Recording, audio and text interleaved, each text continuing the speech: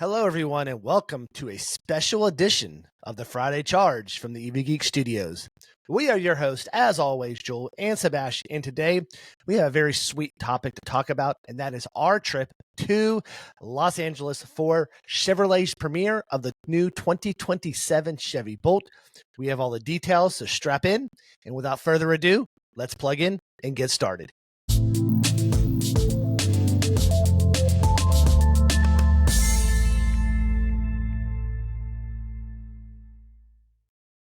All right, thank you for joining us on this special edition. And as always, don't forget to hit that subscribe button.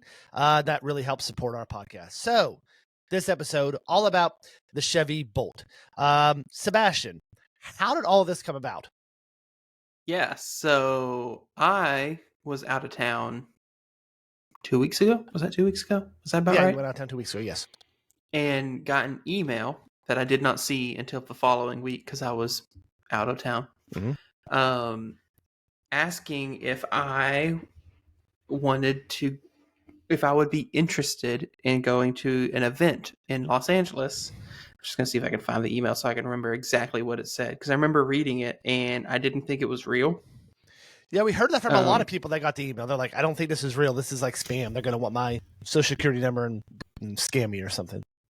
Hi, Sebastian. Hope all is well. I am reaching out on behalf of Chevrolet. Since you're a Bolt owner, I'd love to connect with you about an upcoming exclusive opportunity for our biggest Bolt fans in LA. And so I replied back like a week later and was like, sure, tell me more. So very cryptic on the first email, I'm guessing. To which she replied with the actual invite for the Bolt owner block party. The Bolt owner block party, yes. And yeah, so the Bolt owner block party meant that Chevrolet flew myself and a +1, which was to me, Los Angeles, California, paid for my hotel room, paid for food while we were there, gave us dinner, etc. To go to the Chevy Bolt block party, which was the reveal of the all-new 2027 Chevy Bolt. Yeah. So we didn't get many details about this event. We knew it was going to be a block party. We knew it was going to be at Universal Studios Batlock. That is basically all the information that we got for this event. So we do all the travel planning, things like that. We get there. It's basically 3 days. We arrive on a Tuesday, leave on a Thursday. So very quick turnaround. So you originally got this as a Bolt owner, not because we're content creators. We just happened to luck out. So yeah, there were Bolt owners there and not in media as well. So we got to kill two birds in one stone, which was great. So we arrive. What were you expecting when we arrived?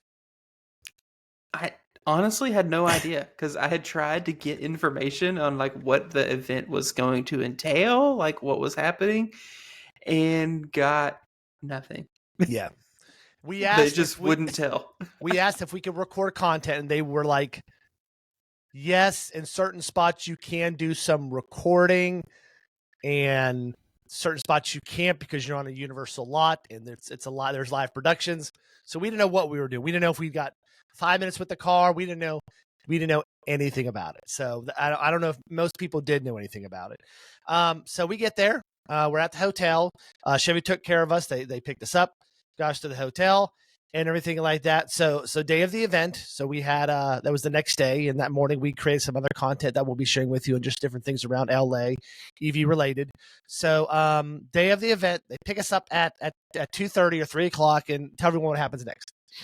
Yeah, so we got picked up at 2:30. They took us to the Universal backlot.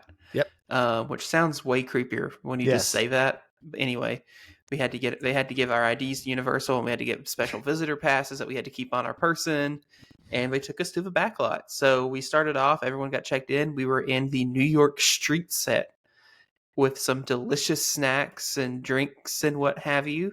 And then after everyone got checked in, they put us on the Universal Studios tram and gave us a bridge tour of the Universal lot through some various sets, and every now and again there would be a 2027 Chevrolet Bolt sprinkled into the sets. Yeah, so it's kind of awesome. I had these little skits planned out with actors and things like that with the Chevy Bolt. And then our tour ended, our little tram tour ended. I mean, if you've taken a Universal Backlot tour, it's very similar. You hop on a little tram, they drive you around, tell you about different movies and things like that. So where did our block party officially take place at? Yeah, so it ended at I think it was Wisteria Lane is what they call it. Yep. So it's a bunch of houses, looks like just a regular, normal neighborhood type situation. And that is where the actual event happened. They kind of herded us all to one end of it, and the car was there. And that's when they gave us the spiel, gave us stats and specs and pricing and all that jazz before then kind of cutting loose. There was a bunch of stations set up around the event that we can talk about more here in a second. Yep. We got they broke people out into groups to give us a chance to drive the new car. And yeah. So basic stats, I hope you haven't pulled up. Basic stats about this 2027 Chevy Bolt. So we know for a fact the first thing is they dropped the EV moniker. It's just the Bolt. There's not an Correct. EV, SUV, EUV. It's just Chevy Bolt. Yep. So kind of go over some initial, I guess, facts or stats or things about this new vehicle. Yeah, so the first thing you notice when you look at it is it looks very, very similar to the outgoing Bolt EUV, and that's on purpose. Part of their cost-saving measures was to reuse as much existing bodywork as possible. So it got a new front fascia, it gets a new rear end, but the general shell of the car is identical. Like it looks like the doors are the same. It's got a lot of the same trim pieces, etc., as the outgoing 2023 Bolt EUV. Under the hood, though, under the skin, completely different car. For the most part. Yes. I did learn from talking to engineers the suspension stayed largely the same, just with slightly different tuning. But is largely the same components, but you get all new motor, all new batteries. It uses the X76, I believe that's the right number. It's X76 or 67. Golly. I haven't slept enough. Anyway, motor. Me neither. The front wheel drive motor found on the Equinox, as well as 10 other Chevrolet EVs, or not just Chevrolet, GM electric vehicles. Although it is detuned a little bit in the new Bolt, and there's some theories as to why, but not anything set in stone. The new battery pack, it has a 65 kilowatt hour LFP battery pack.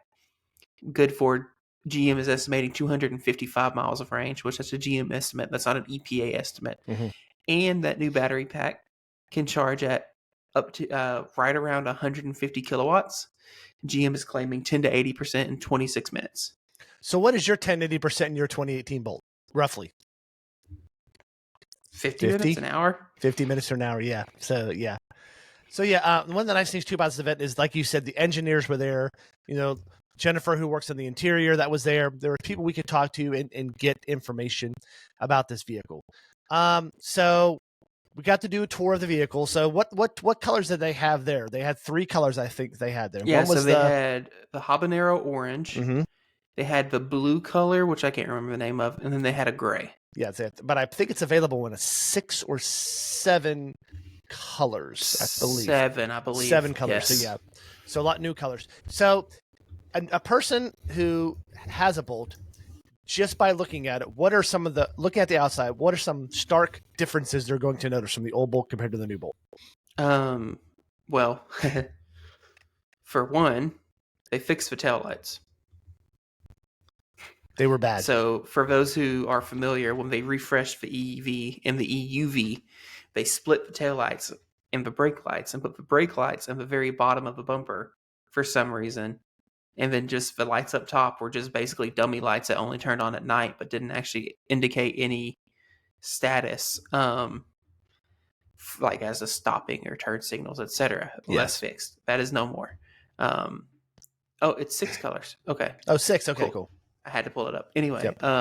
So that's one thing. Also on the exterior, you do get that newer front fascia with all LED lighting. Mm-hmm.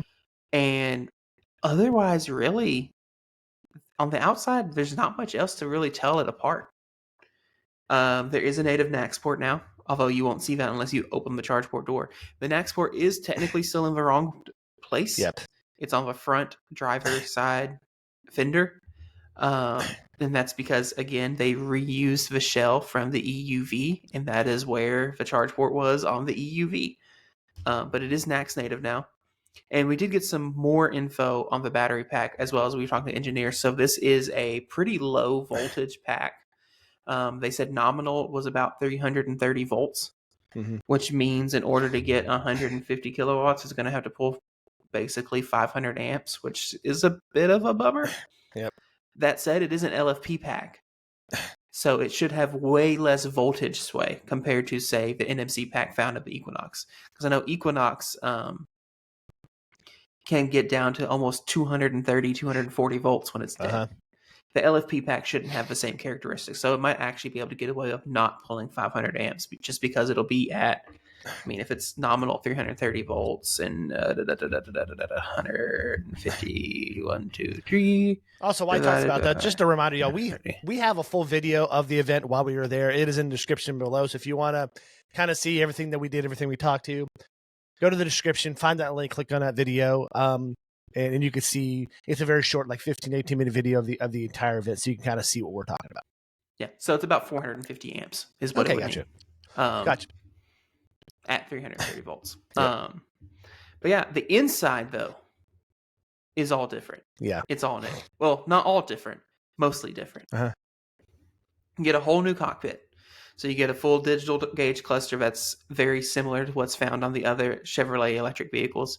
You get an all-new infotainment system. Runs Android Automotive. It's the same system they found using the Equinox and the Blazer, etc. It's 11.3 inches, I believe. Yep. All new center console area. So column shift. It's now a column shifter. The console shifter buttons, and then before that, the little bop it are gone, and because of that, it's now completely open on the floor. They've put the wireless phone charger right below the radio screen in a spot that makes really good logical sense. The cup holders they are super proud of. They did these like trick cup holders where you have these little inserts that you can pull out and move around so that you can make it fit a regular can or like a Red Bull can or a Stanley cup. They were super proud of that. The seats feel to be about exactly the same from the EUV model. They look very similar. There is a new pattern on the LT seats that's unique to that trim level, but largely the same. Let me double check my notes, see if there's anything else I'm leaving out. Gotcha. And why are you looking at that? Talk about trim levels. So at launch, there will be 2 trim levels, correct? So at launch, there's actually just the launch edition. Okay. Later, there will be the LT trim level, and I've actually found this out since we did our video. There's also the RS trim level, which is not going to be the same as the launch edition. Okay. And that's the one. They had the RS and LT while we were there, correct? Right. So the launch edition is the one we don't know about yet. We don't technically know about yet. Gotcha. So pricing, because this is everyone wants to know. What did they say? And we've got a lot of slack on this on our video. We said they're saying that's not going to be the pricing. It's going to be more than that. But they held firm to this pricing. I mean, we talked to the head engineer, even the head engineer. One of the head engineers went on our test drive with us, and they were pretty adamant about the pricing. So what was the pricing on these? Yeah, so they're saying that the launch edition will start at $29,990, and that is after destination. And they're claiming the LT trim that's coming later is going to be $28,995 after destination. So what we don't know is what the RS is going to cost. I've seen the number 31 or 32 thrown around. Okay. That said, the engineer the chief engineer, I just completely lost his name. It was Jeremy. So did I. I think it was Jeremy Short, maybe. Yeah. I'm so sorry if he sees this and I get it wrong. Yes. It's okay. He probably won't see this. He called us Little Rock the entire time we were there. So, he said that this would be very similar to how the EUV was, where you can kind of buy whatever trim level you want and then option it however. The LT comes standard with cloth seats, but you can get leather seats through a package. You can get Super Cruise through a package. You can do all this stuff. The RS will come with this leather seat standard, but then you can add Super Cruise onto it. He made it sound like it was going to be very similar to the outgoing EUV, where you can kind of just build your own car. Yeah, and these were pre-production cars. So they didn't have the Super Cruise installed on it, so we couldn't test Super Cruise out. So yes, interior wise, we did talk to Jennifer. I can't remember her last name, who was in charge of the interior on this car. Come to find out, she's done the interior. I think she's done over 30 different automobiles with Chevrolet, which is amazing in her lifetime. I think Including over the 20 Corvette. years. The Corvette. She works on the Corvette too. So imagine working on a Corvette and the Bolt. So so like we said, they have the two different interiors. So they have kind of like the cloth interior, which are two different types of cloth interior, aren't there? There's a one with some lines and one like not. No, I think that's the only one. Okay, gotcha. But two samples they had there is because the lines are in the middle of the seat and the other cloth is on the outer edges. Gotcha. And then they removed the speckly white that you have in your Bolt. I call it the speckly white. Yeah, that's fine. It's kind of like a gray color now, which is more modern. It looks really good in that car. Yes. I didn't see a lot of piano black, maybe a little bit, maybe around the front console area, but not a lot of piano black. There's little dividers for the cup holders were also piano black, but the interior looked really nice. People have asked about the seats. I think the seats are the same. They don't seem any bigger, wider, more cushier. I don't think they changed the seats much. Is that kind of your impression too? Yeah, that was my impression. Gotcha. It didn't feel like it had changed very much. Now, there was one thing that kind of was a little head scratching when they made this announcement. And what was that? See, yeah, they said it's going to be... Sorry, I'm sharing this picture because I think it's really funny. There you go. There it is. It's the size is for tight public charging, and they show it between two giant Silverado EVs. Which they had one on display there too as well. They did. Yep. Okay, sorry. There you go. So yeah, they kind of threw it in there at the end and glossed past it very quickly. They're saying it's going to be a limited run vehicle.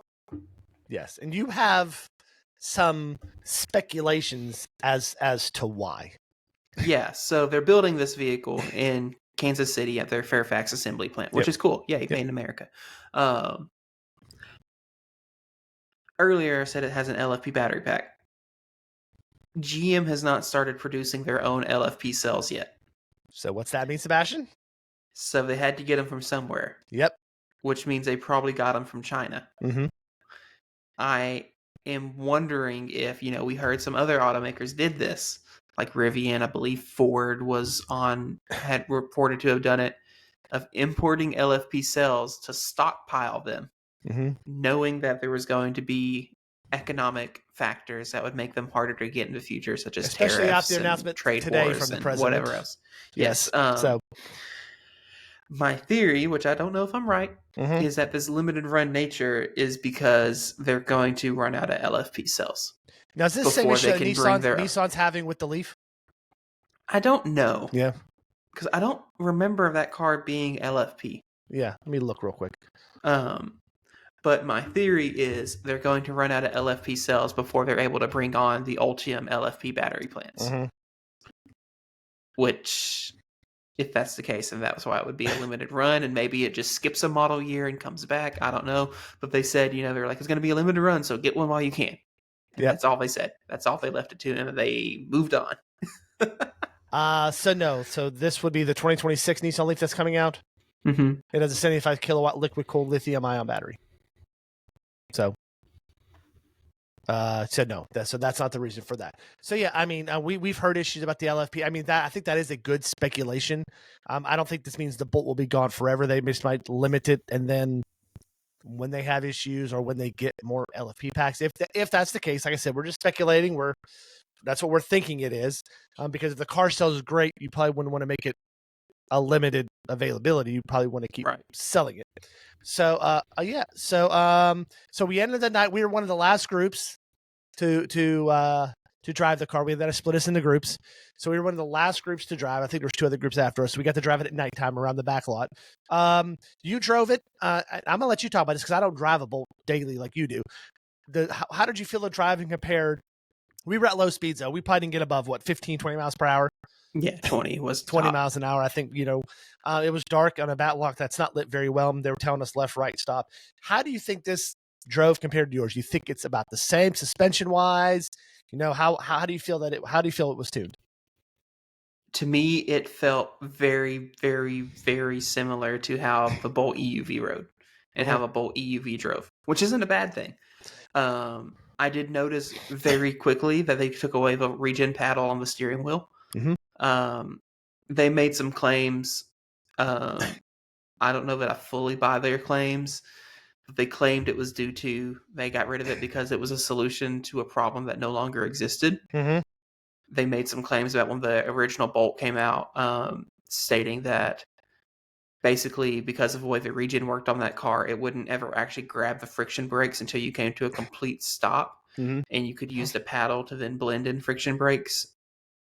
And that with the new one pedal tuning on the Ultium cars, which are not Ultium anymore, that name is kind of dead. But I'm still going to say it anyway. Well, the Charger said Ultium on it, so that's true. the NACS Charger K-Wood said Ultium on it. Anyway, they claim that because their new one pedal drive, and it's not new, it's the same system found on the Equinox and the Blazer and all these other Ultium EVs. They claim that because it does blend friction brakes no matter what percent of state charge you're in, etc., that the regen paddle is no longer needed. They also claim that in their marketing research, it was found that only 10% of Bolt owners ever claimed to have used the regen paddle, which, Joel, you've read the YouTube comments. Yep. More than 10% of them. So I think it was probably a cost decision. By not having the regen paddle, they can use a steering wheel that's in another model. And also save 10 cents per car or whatever. We'll say this 100 times. No CarPlay and no Android Auto. Android Audio. So that was one of the big questions on our first video. Used on all the other EVs. Yep. So same as your Bolt has it, correct? Yep. Yeah, but just like the Equinox and Blazer and all the other ones, no CarPlay, no Android Audio. But we did play around. It does precondition on demand, correct? It does do preconditioning. Does do preconditioning on demand, which is on great. On demand and on route. Yep. It does have a heat pump. Yep. We learned that too. Only available front wheel drive. Yep.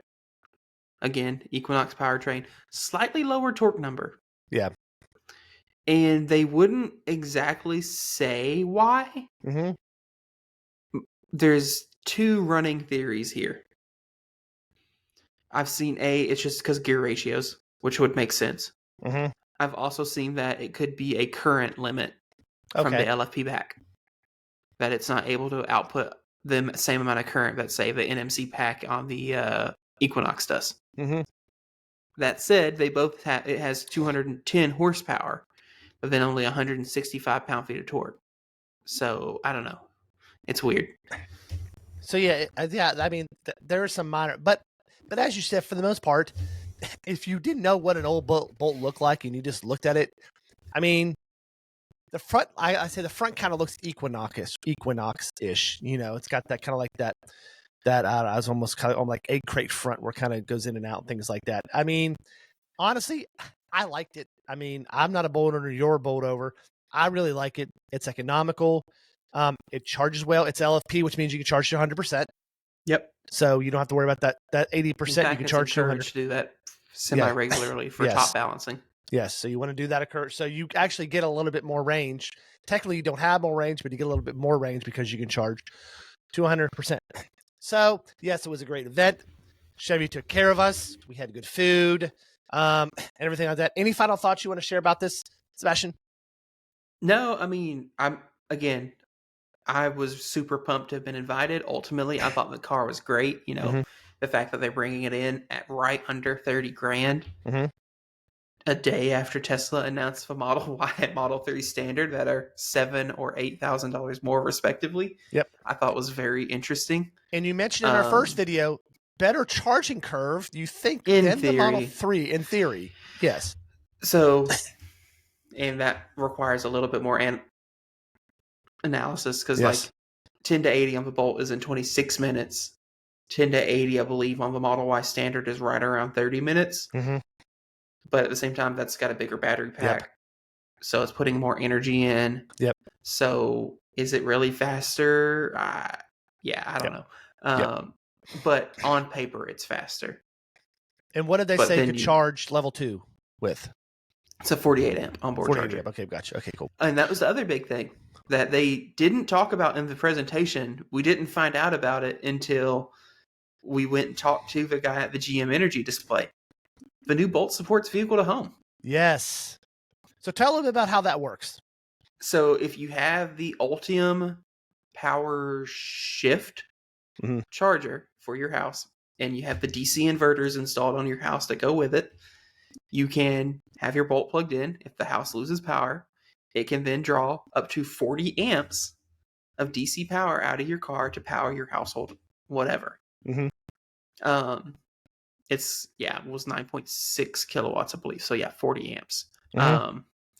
And like on a car that's 29 grand. Yep. And of course, the GM, they were saying the power shift now works on all of the GM EVs except for Mhm. one model, which it's the Hummer. Anyway, Yep. they couldn't really tell me why it didn't work on Hummer, but it doesn't work on Hummer. But just the fact that the Bolt even now is on that list, even though it's the smallest battery, the different tech, the cheapest model Yep. is a model that most people probably wouldn't have expected it on. Yep. It'll do it. So yeah, I mean, great event, like I said. Awesome. Thank you, Chevrolet, for inviting Sebastian. Thank you, Sebastian, for letting me be his +1 and putting up for me while I tried to get over this horrible cough from COVID. I know I was driving him nuts with it. I had COVID a couple weeks ago, and as you can tell, if you watched a couple of our podcasts, I'm still fighting this cough. But yeah, thanks for putting up with me. And that's a wrap for today's episode. Thank you for plugging into the Friday Charge, and be sure to subscribe to the EV Geek Studios on YouTube and tap that notification icon to be notified about new releases. Just a reminder, if you want to see our full video from the event, it is linked in the description of this video. If you have any thoughts or questions, drop them in the comments below. We'd love to hear from you. So long, and we will see you on the next episode of the Friday Charge.